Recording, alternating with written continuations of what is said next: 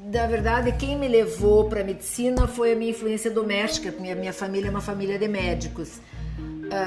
Mas antes de optar por uma profissão, na época que chegou meu momento de entrar na universidade, eu já dançava, eu dancei balé durante quase 30 anos, né? Quando eu terminei minha faculdade, eu precisei fazer uma escolha na minha trajetória e conversei com meu pai e com a minha mãe e falei assim, não, eu preciso abrir uma escola de dança. Eu mergulhei fundo na dança e se esse projeto não der certo, porque eu tinha um prazo com as coisas do corpo na minha cabeça, e eu fui para dança, mergulhei profissionalmente na dança e daí dei um stand-by na minha relação com a medicina. Eu tive a oportunidade de morar em Nova York em 84, 85.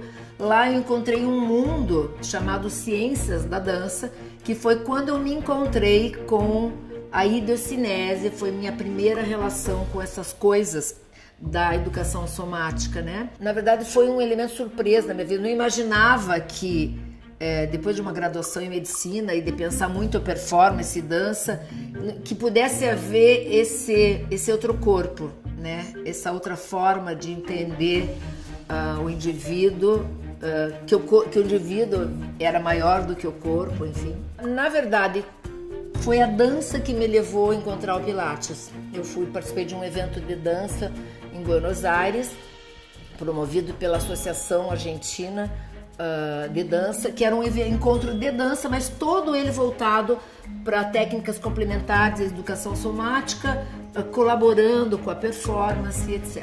Aí eu fui fazer minha formação em Pilates. A minha escolha pelo Physical Mind foi uma opção metodológica, porque eu encontrava bastante ressonância nessa questão do corpo sensível, do que eu acreditava em relação à construção do movimento de dentro para fora. Então o Physical Mind foi uma formação de Pilates que combinou com o que eu estava procurando. Esse método é tão maravilhoso que eu acho que ele pode funcionar como um recurso fisioterapêutico. Foi aí que eu fui fazer fisioterapia. Então foi o Pilates que me levou para a fisioterapia. E o tempo inteiro, o meu substrato maior sempre foi essa questão da reeducação sensório-motora, né? Eu achava que essa era uma forma muito contemporânea, visionária de você tratar, de você abordar o indivíduo, de você promover o que eu gosto de pensar, que é a capacidade de autorregulação que todos nós temos, né? Saí do curso de fisioterapia entendendo que as técnicas de educação somática estavam faltando naquele lugar. Ainda conversei com o coordenador do curso, porque não tem disso aqui nessa formação tão importante de restauro da função, né, como é a fisioterapia. Eu gostaria de pontuar, né, que é essa falta de conhecimento da área da educação somática nas áreas, né, nas áreas terapêuticas, na fisioterapia, na educação física, nas áreas de trabalho com o corpo, né?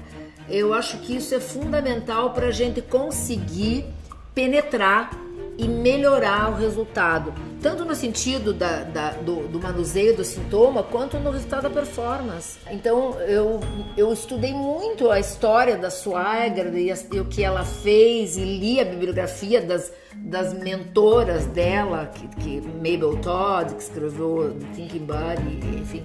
Então, ela é uma pessoa, uma referência para mim, apesar de eu não ter convivido com ela.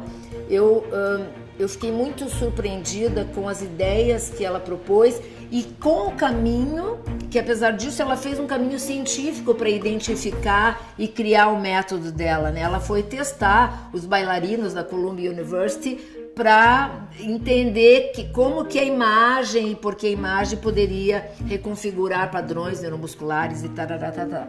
Então, ela é uma pessoa importante para mim, porque ela desvendou, ela me apresentou uma abordagem do corpo que eu não conhecia. Então, acho que é um divisor de águas mesmo essa experiência minha com a idiocinese. Porque o que ela dizia?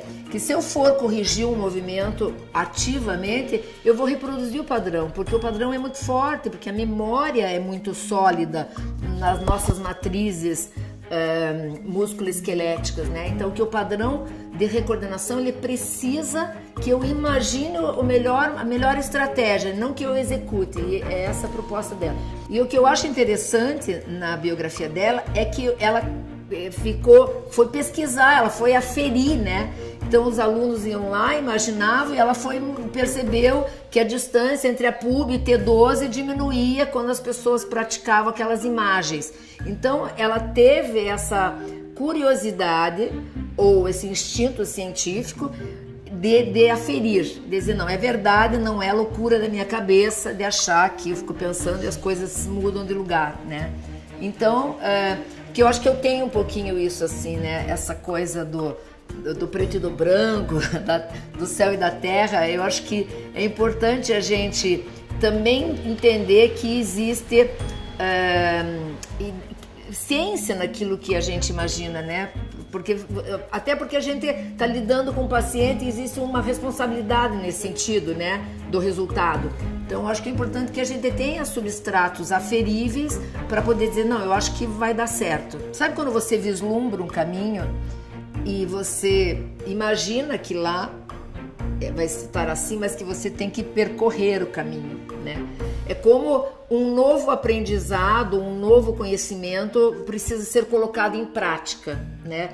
Como você vai materializar a experiência. Então, você conhece uma ideia nova, por exemplo, quando eu conheci aquela ideia maravilhosa de corpo que eu entendi com a obra da Lulu Schweiger, e eu cheguei aqui, tinha que colocar nas minhas aulas de dança, né? Como que eu vou fazer isso? Então eu acho que essa angústia da realização, né? E eu acho que também tem uma angústia, será que isso vai dar certo? Será que isso vai controlar os sintomas? Será que isso vai tratar? Será que isso vai deixar a pessoa mais feliz, né? Então eu acho que os desafios são sempre incorporar, conhecer uma nova formação. Eu agora vou começar a fazer minha formação em Rolfing.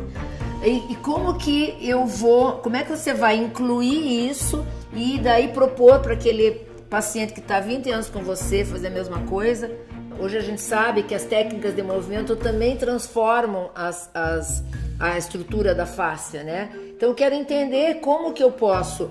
Eu entendo que isso provavelmente vem transformar meu trabalho, que qualidade de movimento eu posso imprimir no movimento do repertório que vai transformar as qualidades da fáscia pelas mesmas razões, né? A minha experiência com a hidrocinese foi assim, onde eu tive que assim desencadear, estava toda cheia de cadeado meu corpo.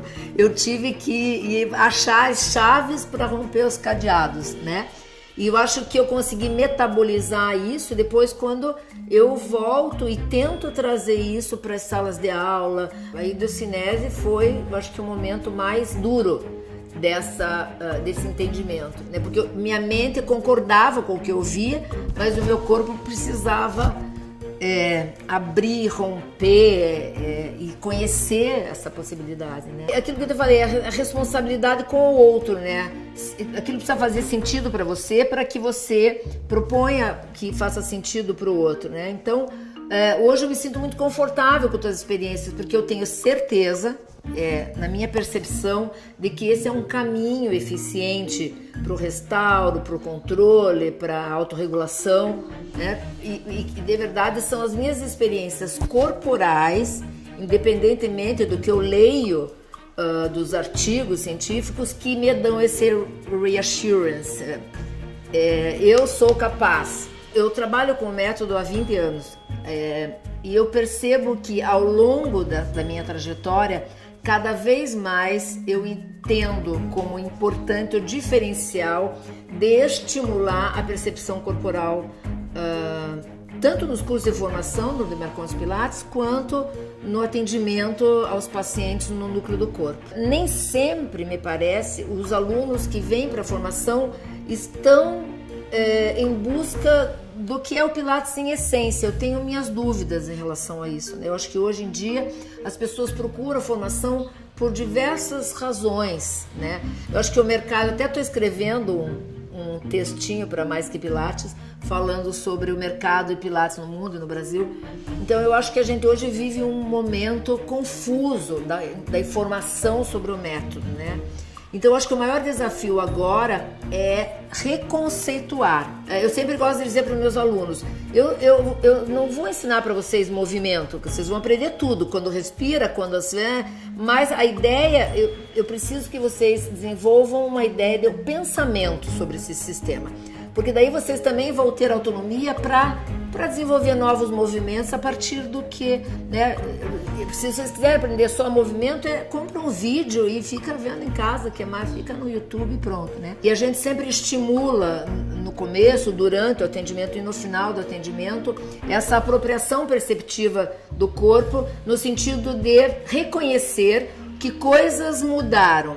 Eu sinto que minha perna está mais longa. Então isso existe. E eu gosto de pedir para os pacientes, para eles verbalizarem isso, e brinco com eles. O cérebro precisa escutar o que e você precisa conceber que essa possibilidade é real, né? Isso é uma ênfase muito importante no nosso trabalho, né? Que é essa apropriação perceptiva. Vou reeducar sensório-motoramente e vou entender o que está acontecendo com o meu corpo. Então, o paciente, ele é sempre motivado a olhar para si, para poder ser o principal colaborador no processo de transformação dele. A gente não pode subestimar a capacidade de autorregulação que existe no indivíduo, né? Então, não tem como dizer para ele, não, você nunca mais vai poder fazer alguma coisa. Eu acho isso uma certa arrogância, né? Eu não sei, vamos caminhar juntos e tentar recuperar o que for possível. A medicina trata medicando ou operando, tudo bem. Aqui não, aqui você precisa colocar o corpo sob o risco do movimento, expor, você precisa que o paciente seja ativo nos seus processos de transformação. Como que a gente vai fazer isso sem a participação do indivíduo, né? E porque eu vejo a somática como esse lugar que vai lá dentro e diz assim, não, então vamos juntos, você vem comigo. Eu sempre digo, a percepção corporal, ela é uma competência que todos nós temos, né? Mas que nem todos nós sabemos usar. Então, acho que a gente precisa educar, é uma falta. Eu acho que a gente tem uma falta de usabilidade em muitas pessoas por falta de profissionais que estimulem isso nas pessoas, né? E eu acho que todas as pessoas que trabalham com o corpo em movimento precisam conhecer que existe. Eu acho que o diferencial é isso, investir na apropriação perceptiva do corpo para promover a capacidade de autorregulação. Não importa o que você tem, importa como você usa, né? E eu sempre digo, o meu trabalho, eu acho que o nosso trabalho com técnicas de movimento é isso, é você não viver de rótulos diagnósticos, não importa o que você tem, né? Como que a gente vai dar a melhor função para isso? Eu acho que o Pilates é um método de movimento que tenta transformar estratégias, desenvolver estratégias mais eficientes para que as pessoas possam ter melhor função, independentemente dos seus diagnósticos, né? Apesar de ser provider dos cursos do Physical Mind no Brasil, eu tenho autonomia para contaminar a minha prática com as minhas experiências, né? Então o Girotonic depois transformou meu Pilates, e daí depois quando eu comecei a dançar tango, tudo isso também transformou a minha ideia de corpo, de movimento e de autonomia e de longevidade, que é o que eu imagino que a gente precisa despertar nas pessoas, né? Eu acho que meu trabalho é um ato político. Eu acho que meu trabalho é um ato espiritual. Você levar o indivíduo a apropriar-se de si é um ato político, né? Porque eu já vi pacientes reformularem sua vida inteira quando eles entenderam, quando eles respiraram, quando eles se sentiram capazes. E acho que existe nessa relação tão íntima que se estabelece entre o terapeuta e o paciente, eu acho que é uma relação espiritual, é uma relação de grande generosidade, né? Para mim, espiritualidade está relacionada com generosidade, né? Com ser capaz de amar e de ser amado, né? De se permitir ser amado. Eu acho que existem essas trocas numa relação tão próxima como essa.